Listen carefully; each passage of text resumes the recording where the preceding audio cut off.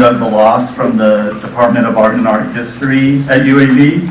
Our featured speaker today was Associate Director for Historical Collections from 1999 until his retirement in 2016 at the Reynolds-Finley.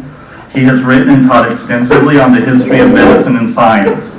Since retirement, his interest in research in healthcare has expanded to include the history of biology and the intersections of science, philosophy, and religion, including bioethics. His most recent research interest has been on the co-discoverer of natural selection, Alfred Russel Wallace. In 2018, Flannery wrote Nature's Prophet, Alfred Russel Wallace and His Evolution from Natural Selection to Natural Theology, published by the University of Alabama Press.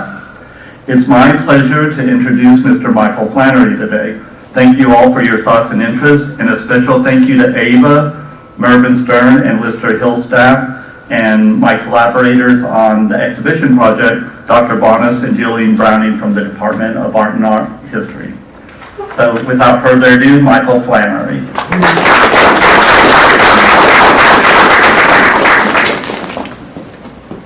Well, it's my pleasure to be included in this whole series of events and this very interesting collaborative course, and hopefully I can sort of provide a little capstone and some context for the history of medical botany and medicine and medicinal plants. I'm going to begin, and as you can see from the title, this is about Alabama medicinal plants, a view then and now. I start with Charles T. Moore, and I start with him for a very specific reason, or several reasons actually. The first reason is he was the first one to really write a professional, systematic medical botany of the medicinal plants of Alabama, which he presented, as you see here, at the 9th annual meeting of the Alabama Pharmaceutical Association in May of 1890. Later, he expanded that in 1909 to include medical botany and botany in general, the botany of Alabama, which I believe we have a copy of in our Reynolds-Finley library. So the point is that the reason I start with Moore is that when we think about medical botany, when we think about herbs, we often think about it in the context of what we know today as CAM, complementary and alternative medicine. I'd like to distance ourselves from that a little bit, and I have a reason for doing that. I have a little bit of an issue with the term alternative medicine because the question immediately arises of alternative to what? And I want us to think about medical botany not as something that is new and innovative and something nobody's ever thought of, plus the idea that with mainstream medicine, when I think about mainstream medicine, I'm talking about all of the double-blind trials and the official FDA processed medicines that are promoted by Big Pharma. Nothing wrong with that. And so I think of medicinal plants today as not something alternative to that, but as an adjunctive set of therapies and therapeutics that can enhance mainstream medicine. So it's not an either-or thing. So I begin with Moore because Moore was a professionally trained, German-educated pharmacist who came to Alabama with his growing family in 1857 when he was 33 years old. He opened a successful drugstore in Mobile and soon engaged in pharmaceutical manufacturing. Here is Charles T. Moore. He soon became chief authority on the subject in Alabama, and he shared this knowledge, as I just said, with his colleagues at the 9th Annual Conference of the State's Pharmaceutical Association. And that's what I want to focus on here. Moore listed over 140 plants in the published version of this presentation to the Alabama Pharmaceutical Association, so we obviously can't cover them all here. But one thing I do want to point out is that medical botany was very much mainstream medicine. Here's a bar graph where you can see the percentages of botanicals in the U.S. pharmacopoeia. Now, what's a pharmacopoeia? Pharmacopoeia is a compendium of official drug substances expected to be kept on hand by, at that time, every physician and practicing druggist. The USP then is, and now, is the official compendium of those generally recognized substances. And today, chemical synthetics predominate, but as you can see here, that obviously wasn't always the case. I mean, just think of it. In the green bar there, in 1840, 70% of the medicinal plants in the official U.S. pharmacopoeia used by every physician, used by every pharmacist in the land, 70% were plant-based. Well, it obviously begs the question, what happened? How did we get from 70 to 2? And actually, as we get further beyond 1990, that situation is a little misleading because medicinal plants have come back in to the foreground in some very interesting ways. And I'll cover that before I get finished. But the point is, how did we get this dramatic decline? Well, it starts with Paul Ehrlich and his discovery in 1910 of arsphenamine, trade name salvarsan. That was the first chemotherapeutic agent developed in a laboratory, and it was found to be effective against the spirochetes of syphilis and certain forms of encephalitis. That drug had its own issues. Part of the problem, it was designed from a compound of arsenic, so sometimes the cure could be worse than the disease. On the other hand, that set a light under all drug manufacturers to begin to look at ways to develop chemotherapeutic drugs wholly in the lab. And that was developed through the receptor theory of pharmacology developed by the gentleman you see in this slide. So in effect, if you think about it, what's the difference between a plant and a synthetic drug? Well, from a pharmaceutical manufacturer standpoint, I can patent a chemotherapeutic unit because I've spent all this money in drug development, I've done all these trials, and you can't really do that with a medicinal plant. It is what it is. So there was much more future economically and from a trade standpoint in searching out chemotherapeutic agents over and above medicinal plants. So what I'm going to do in the next few slides is introduce you to some particular plants that have been prominent in the USP historically and are in many ways important today. Historically speaking, now this is what's interesting. I noticed in the way coming in here today, the red buds have popped out and everything's starting to get in full bloom. And this is a great time of the year to go, hiking through Oak Mountain or any of our state parks because things are starting to blossom now. And most of the plants that I'll show here are either in blossom or about to blossom in short order. So, the first one I want to talk about is golden seal, Hydrastis canadensis. In Moore's day, golden seal was used for its supposed tonic properties, and its medicinal virtues were many and varied. It was regarded as a dyspepsia, for sour stomach and so forth, remedy. It was a gentle laxative, and it was antiseptic. Well, what do we know about this plant today? We know that golden seal contains several isoquinoline alkaloids, the most important of which are hydrasine, berberine, and tetrahydroberberine. Berberine has been studied particularly for its antibiotic and amicidal properties. 2 in vitro studies and 1 study in mice suggest that berberine may inhibit yeast-like infections, such as those caused by Candida albicans. Other in vitro studies suggest that berberine may be effective against streptococci and E. coli. More investigation is needed, but it would appear that golden seal is one plant that deserves further study.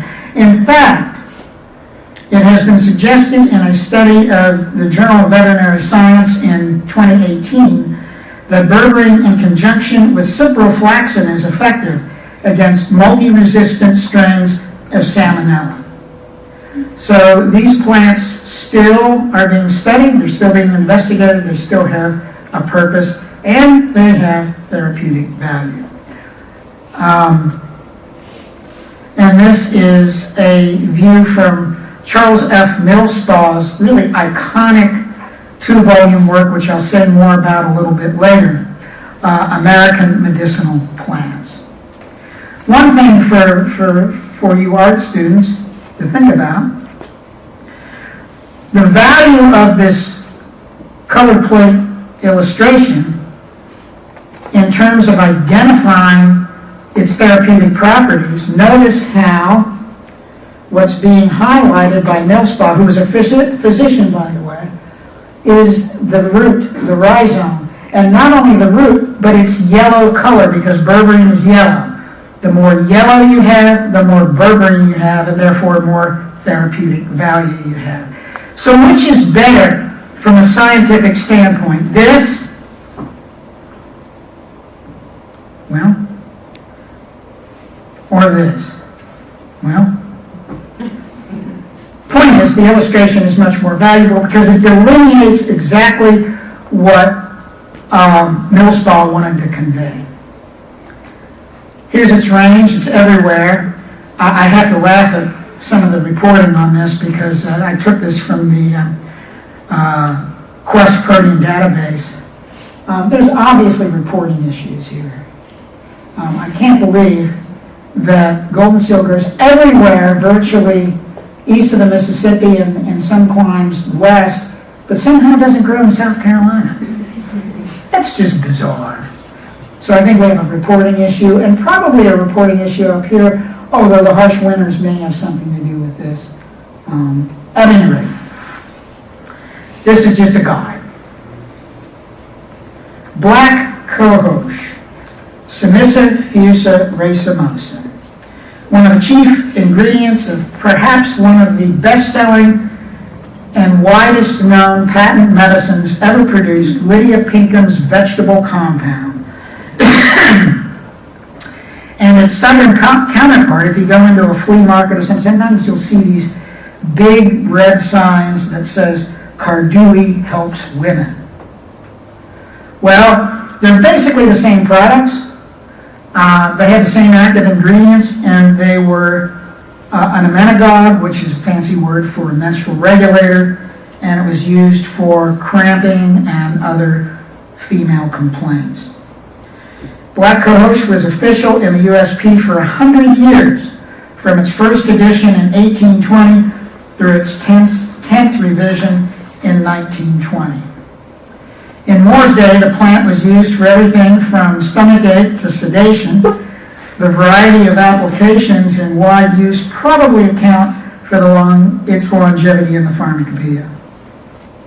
One common therapeutic thread that runs through black cohosh is in the materia medica is its use in the treatment, again, of menstrual cramps and other irregular menstrual cycles. This goes back to also Native American usage and on into regular medical practice through the 19th and early 20th centuries. How did it work? Well, more current research is needed, but what we have thus far would suggest that it did. Vero Tyler, former dean at the College of Pharmacy at Purdue, has pointed out in his article, Was Lydia Pinkham's Vegetable Compound an Effective Remedy?, that the original formula contained 6 ounces of black cohosh per pint, which would have delivered enough of the plant to be therapeutic. So it really did work. Here's its illustration. Again, which part do you think Mill Spa is most interested in? Well, obviously the root again. It's not always the area parts. They're the most obvious ones, but the roots very often are the ones that contain most of the constituent products, and it's the one that physicians and pharmacists mostly dealt with.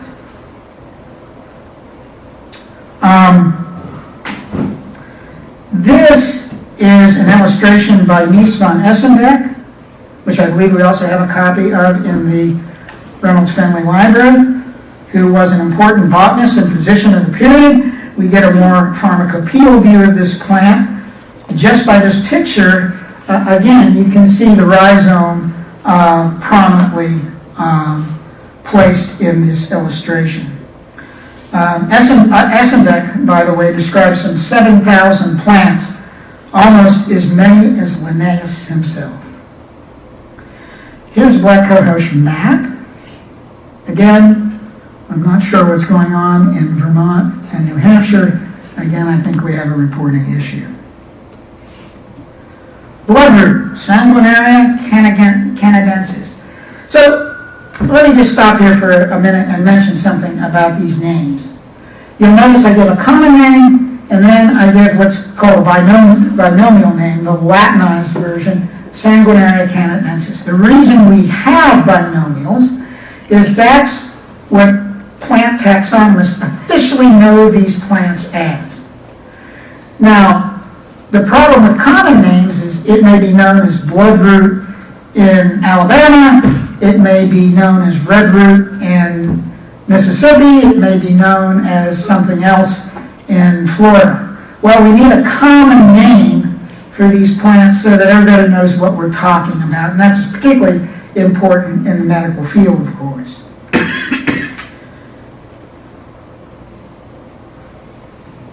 The famous homeopath and botanist, again, Charles F. Millspaugh, gives another medicinal view of a plant showing its large root. At the time of Moore's writing, Sanguinaria canadensis, or bloodroot, was widely used as an expectorant in cough remedies.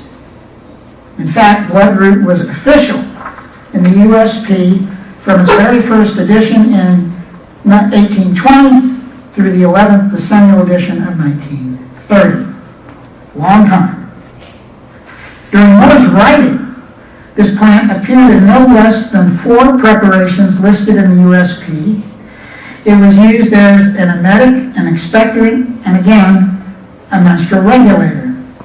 Today, clinical studies have indicated that sanguarine found in the rhizome of bloodroot is effective against the dental plaque and periodontal disease.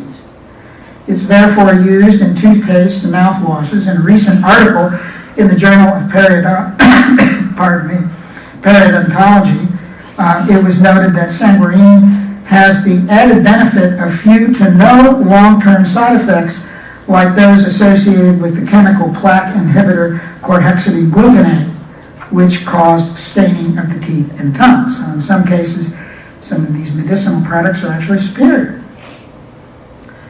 Here's bloodroot map. So as you're looking here, just please note that these plants are all growing in and around Alabama. And if you go into any of the woods, any of the fields and forests, you're liable to come across them. Dogwood, Cornus florida. This is another attractive flowering tree. In fact, some of you may have a dogwood in your front yard. Unlike the magnolia, the dogwood rose to some prominence in the 19th century materia medica. It was official from 1820 to 1880. Moore would have been quite familiar with this plant too. During the Civil War, a root bark tea was made widely and used widely by the Confederate Medical Corps as a substitute for quinine. Well, why did they have a substitute for quinine? Quinine, which is cinchona bark, which is good against the effects of malaria, still is today, has to be grown. It was the only known sources for it really at that time were in South America. Well, if you know about the Civil War, you know that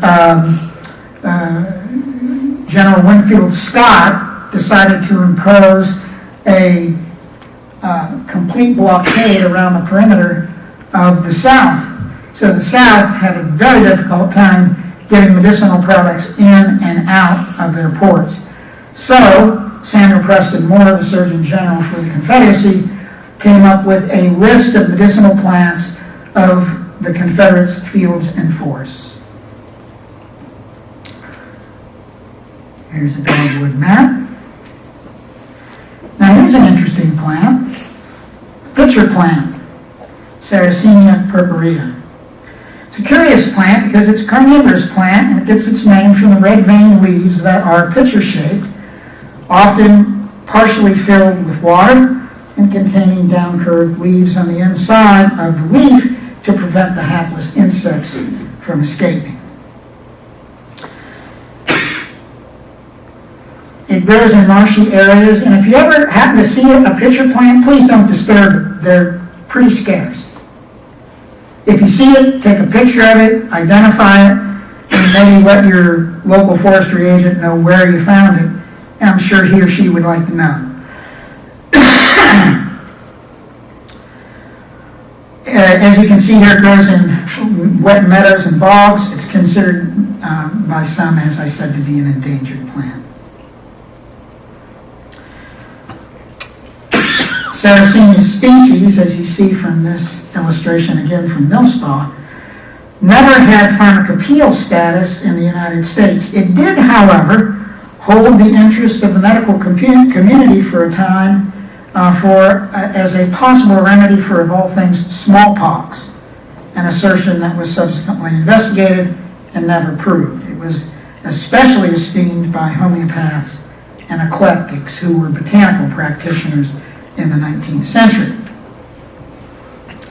Here's where it grows. Again, I'm sure it grows in Kentucky. In fact, I know it grows in Kentucky.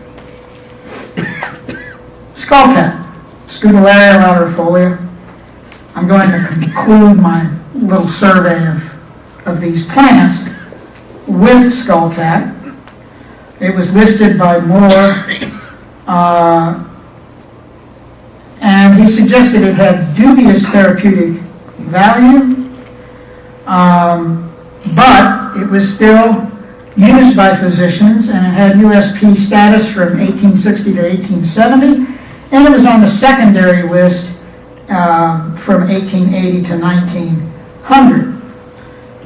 And here you see the skullcat picture.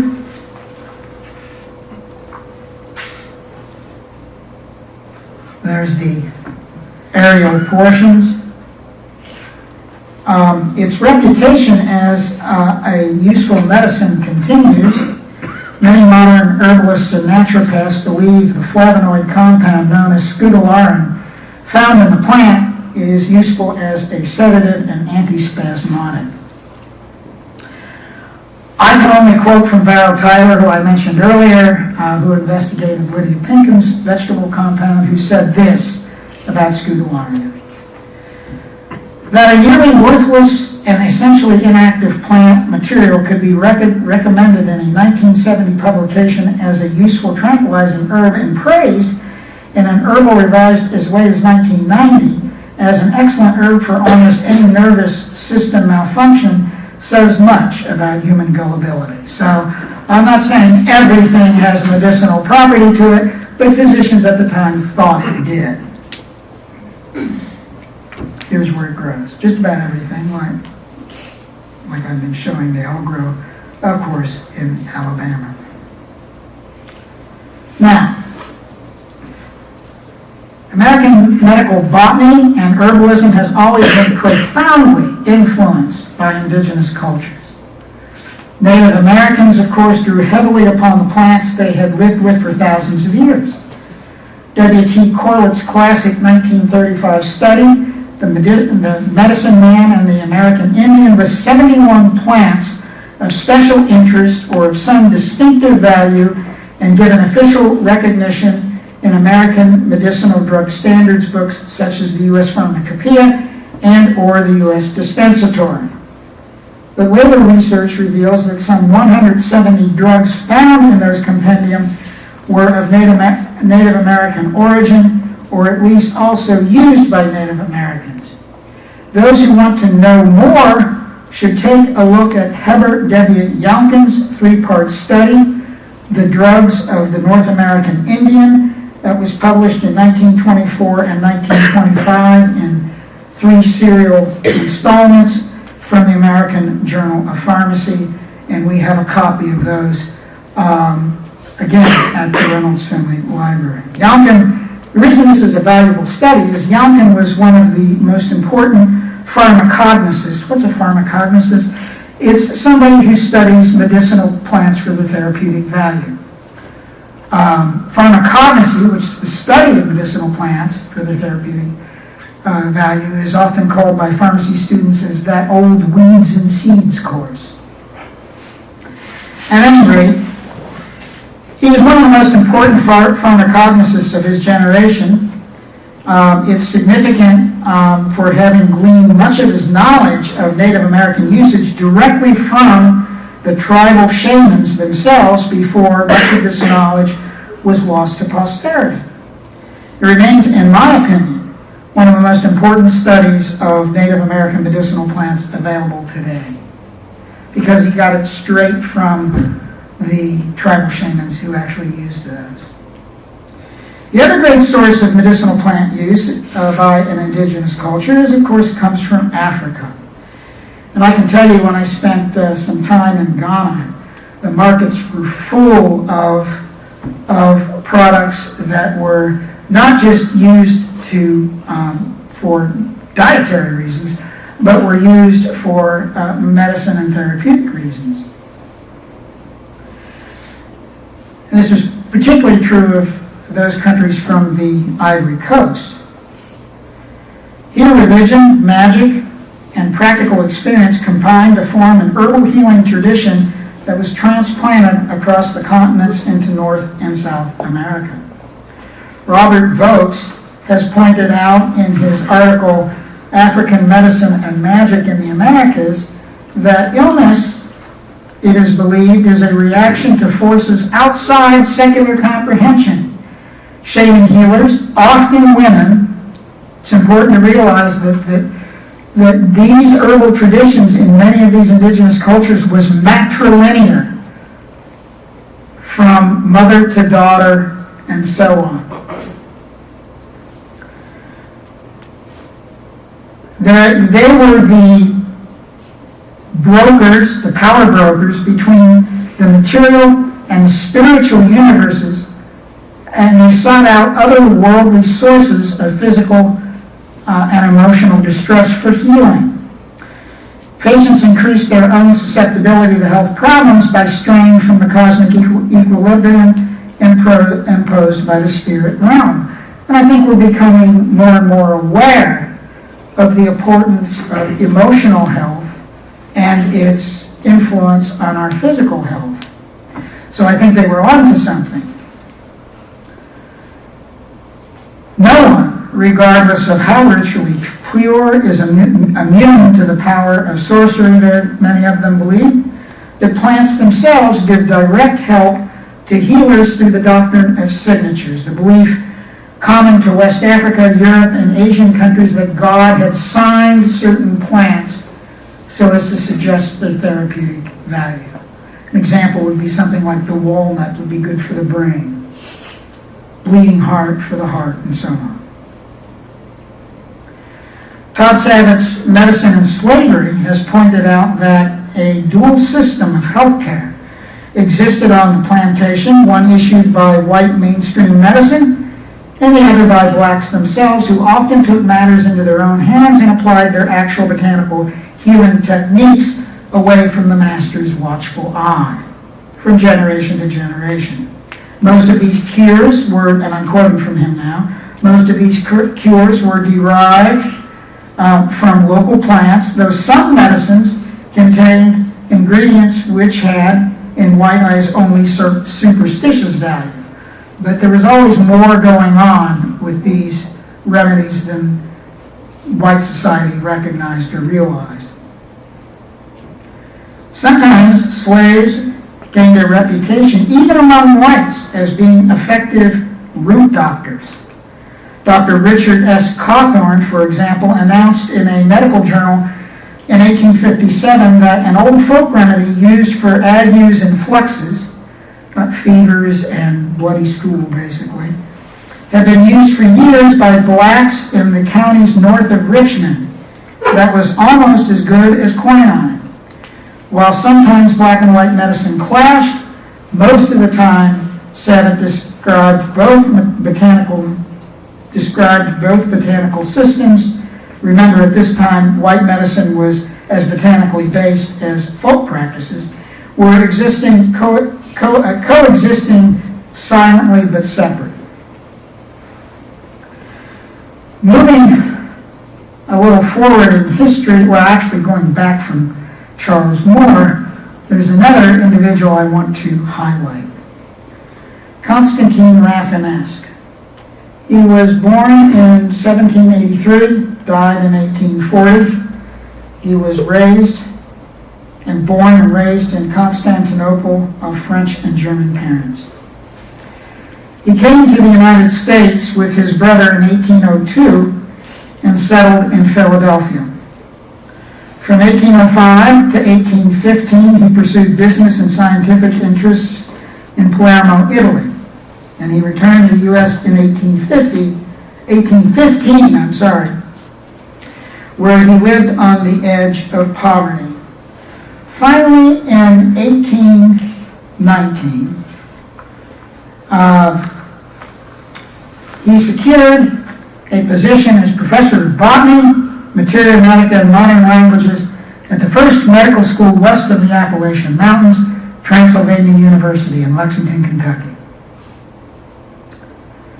While there, he made repeated forays into the deep forested areas of that state, where he identified and collected many type specimens in botany and established a botanical garden at the school.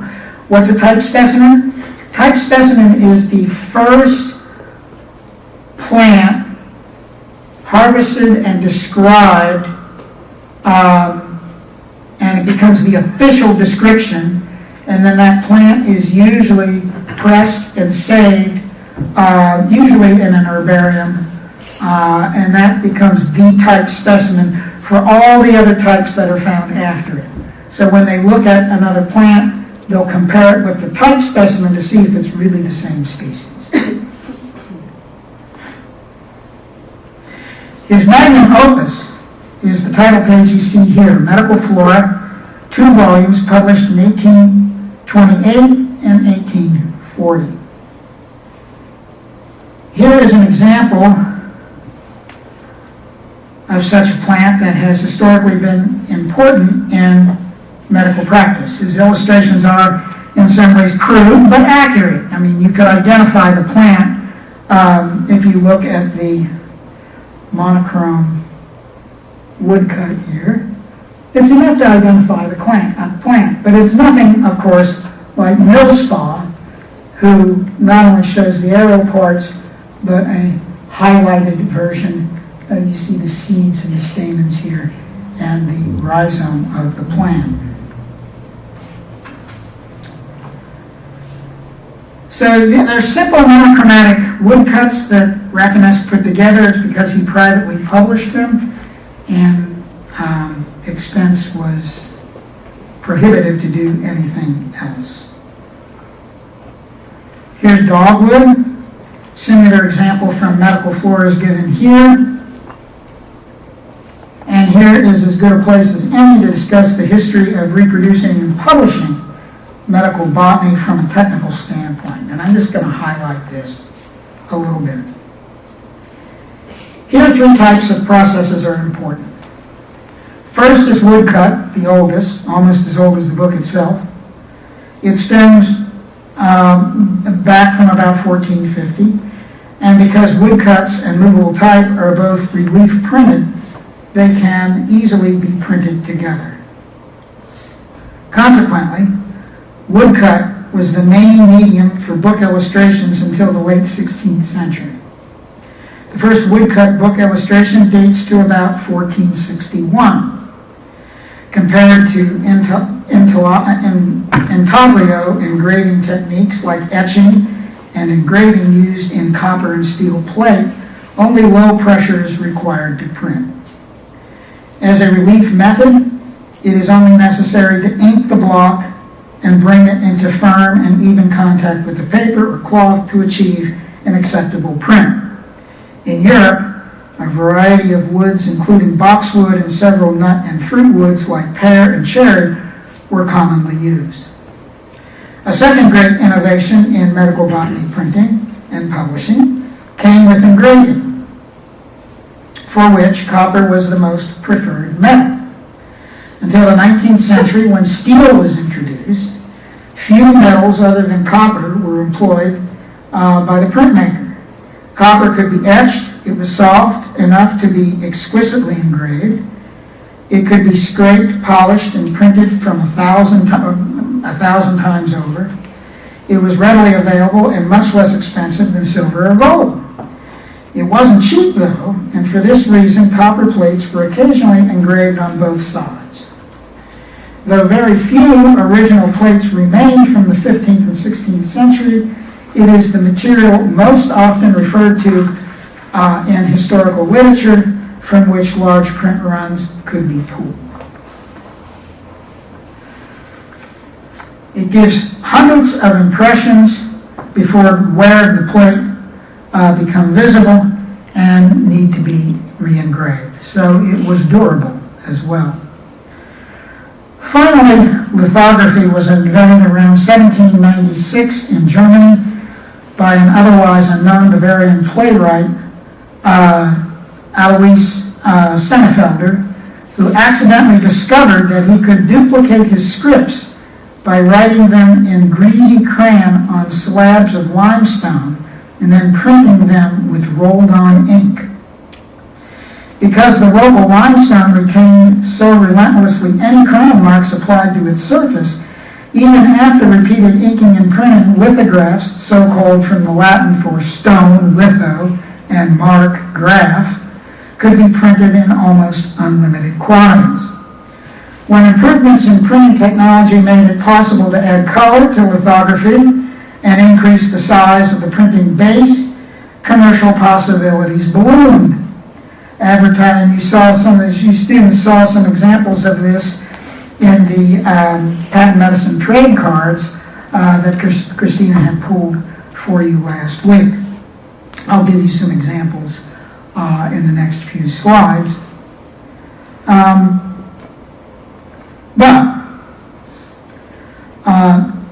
This really revolutionized printing and advertising in the 1880s and 90s by the production of bright mural posters. Art collectors began to enjoy a greater range of offerings in color prints and illustrated books.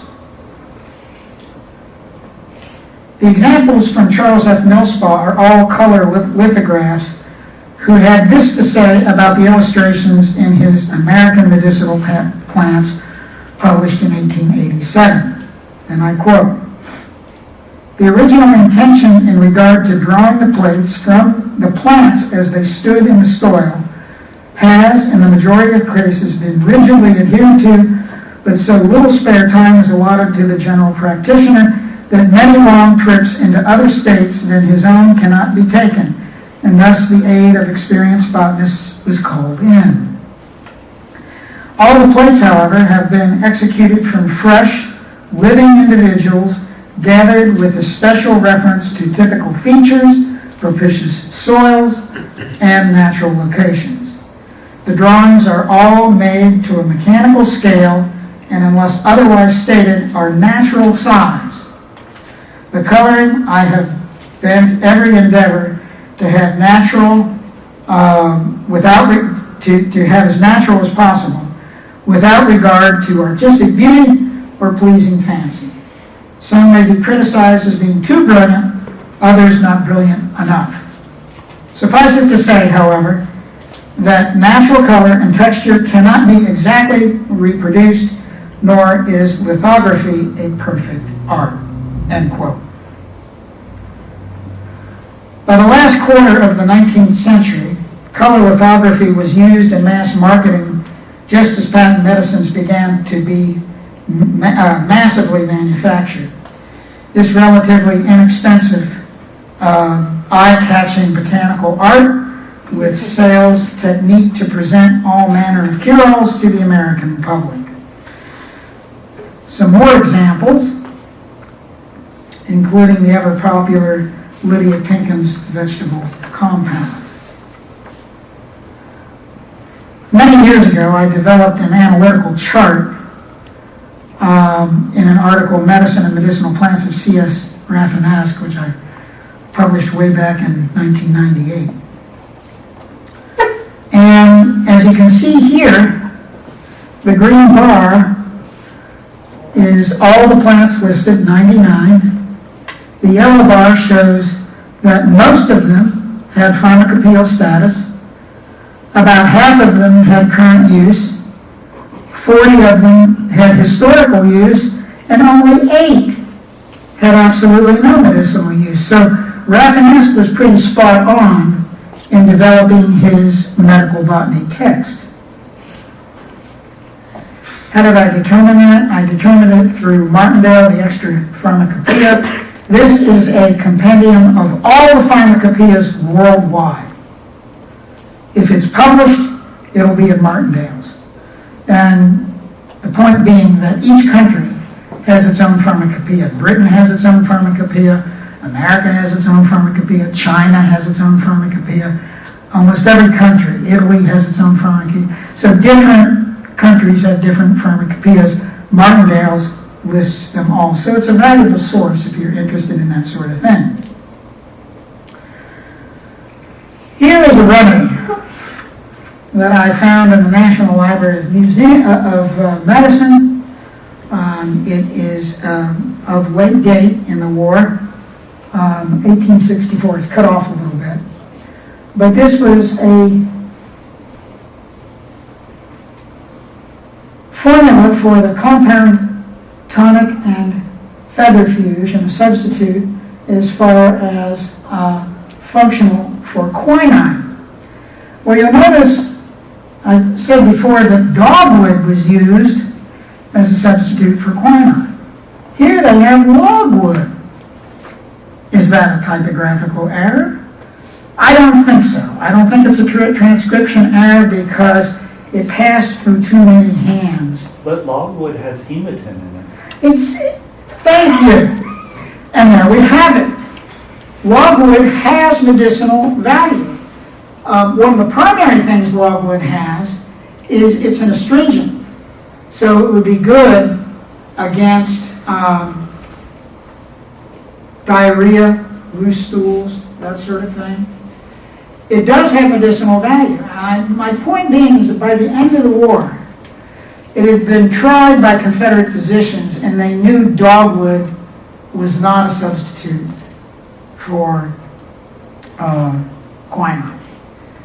The reason I think they looked at logwood is I looked at the medical stores in Richmond, Virginia toward the end of the war, and the one plant product that they had plenty of was logwood. Now, the other question is, so if this is good for your bowels, what about these? Now, the old joke is, well, the only real therapeutic value is in the whiskey. There's a reason why you put medicinal plants in a suspension of whiskey. If you put them in water, they won't last very long. Put them in whiskey, it's a good solvent, and it's a preservative. So almost all these things were put in an alcoholic suspension. Well, poplar and willow carry significant amounts of salicylic acid, which is the active ingredient in aspirin. So it would have been a febrifuge. Now, it might not have been good against quinine per se, but if you came down with symptoms of the flu, came down with a fever, diarrhea, this probably would have had some therapeutic value.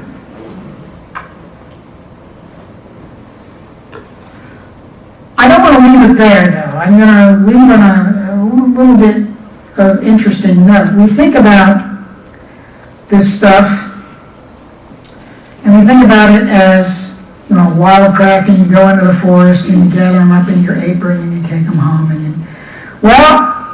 Actually, historically, even 100 years ago, medicinal plants was big business. And in fact, 75% of North America's contribution to drug supplies worldwide came from the southern Appalachian Mountains of the United States. Most of the plants indigenous to the region are also indigenous to Alabama. Here you see what Henry C. Miller is calling a drug-producing enterprise at the busy season. Now, these are also gathered, harvested, processed, and then you either have to percolate them or extract the crude drug products. And even at this time, it was big business. These are the vats of how these active constituents were drawn and extruded from the plants and then processed into finished product medicines. So, what about medical botany today? I think it's going to be with us for a while.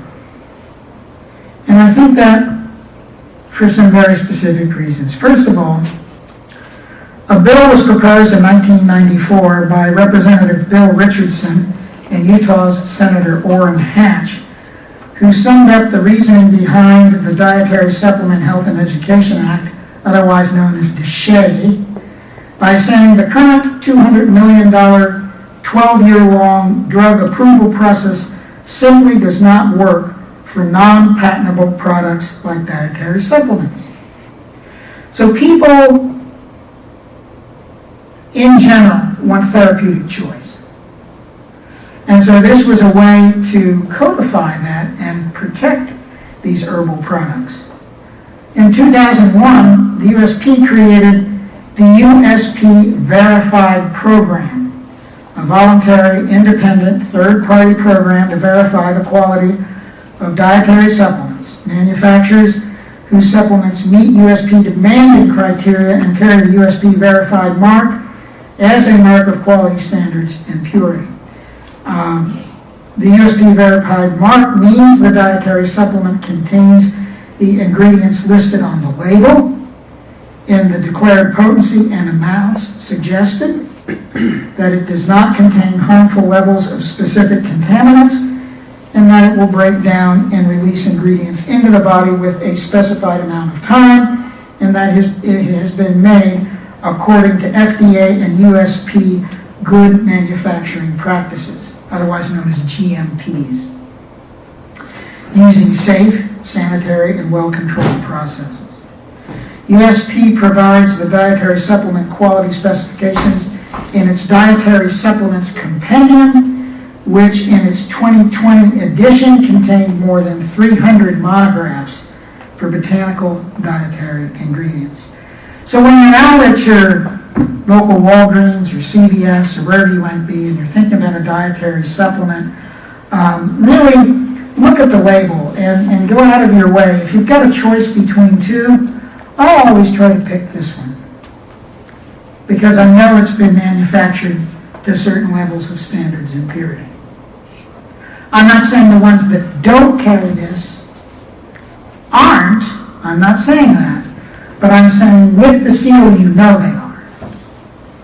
And it's a completely voluntary program. There's nothing mandating that they must carry this seal. So, I think I've gone on long enough. Now in the spring, when you're out and about, I would encourage you to explore Alabama's fields and forests You'll see all the plants I mentioned today and then some. If you are of a mind, get yourself a botanical field guide. It helps you to identify these things, and you can have great fun. You find out that not only are we looking at pretty plants, but we're really looking at God's medicine chest. And so I encourage you to do so. If you want resources available at UAB libraries, here's a short list that you might want to take down if you're ever doing a project or a paper. I would highly recommend these. I don't know about that Flannery, but the rest of the ones I can, no, Flannery's is okay. But I would certainly highly recommend any of these, both for their authenticity and historical significance. So I thank you for your kind attention, and I'd be happy to field any questions.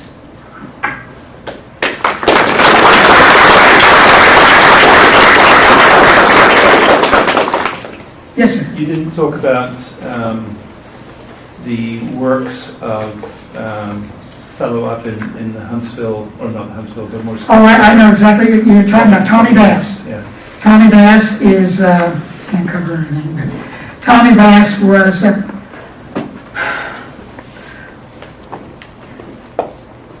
I'm probably going to misspeak a little bit, but as far as I know, he was the last living old-style herbalist in Alabama. And John Crellin came from Duke University to interview him before he passed away. It's a 2-volume book, I think is available either in Lister Hill or Stern libraries. I highly recommend it, and thank you for pointing that out. He was a very interesting fellow, top-notch herbalist, knew his plants dead on sight. Jefferson County Library System has 3 books about him. Good. I highly recommend Tommy Bass. Add him to the list.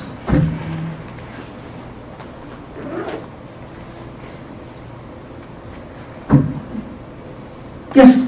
I have a question when you were talking about type specimens. Mhm. If I understood correctly, you were saying that it was like the first one that they found? Well, the first official one. Okay, so but I just think it's really interesting that it would be an early one rather than that there would be some sort of time period where they would go out and find a lot and pick an average one. Like I think maybe that's how we would think about it today. Well, when they'll find a plant and they'll describe it, and they'll usually name it. And this gets into the history of taxonomy, and I don't want to get too far into it, but in the history of taxonomy, we have 2 types of taxonomists. We have lumpers and splitters.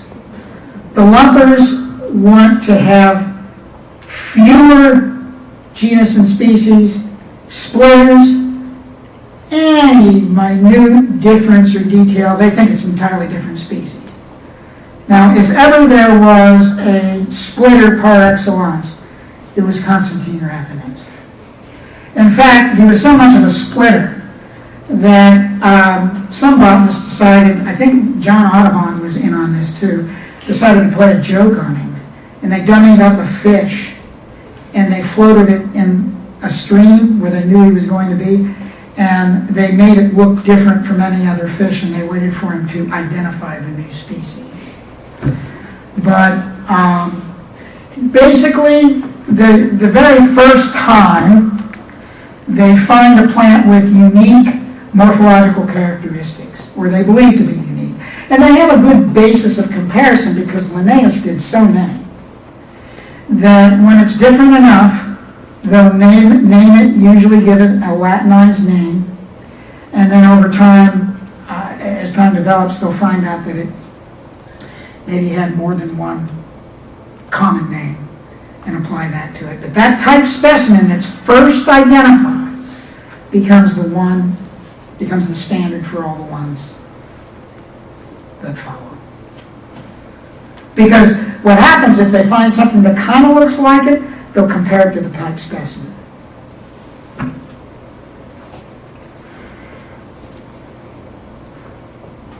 Yes? Thank you for your lecture. You mentioned Raffinest, for instance, and Musepalt, and my understanding is that they were more like botanists or pharmacists than artists. They didn't have an artistic training, but they work on such a big, complex, such a large book project. And I wonder if you could talk a little bit more about how they work with artists, and if we know anything a little bit more about these collaborations. Well, that was almost individual to the title. And as you saw from my quote from Millspaw, he called in artists to help, because you're talking about so many plants, you couldn't individually see them all, and he would collaborate. Often, here's the sad part, often these collaborations are unknown. We really don't know who collaborated on these texts. It's the same thing. I'll give you another example. 1543, probably the greatest anatomical text ever written, De Fabrica by Vesalius.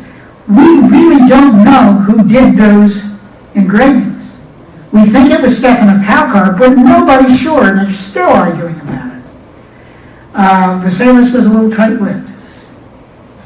He didn't want anybody to steal his thunder. So, I guess I hate to give you this sort of weaselly answer, but it is what it is. Very often we just don't know what those collaborations were.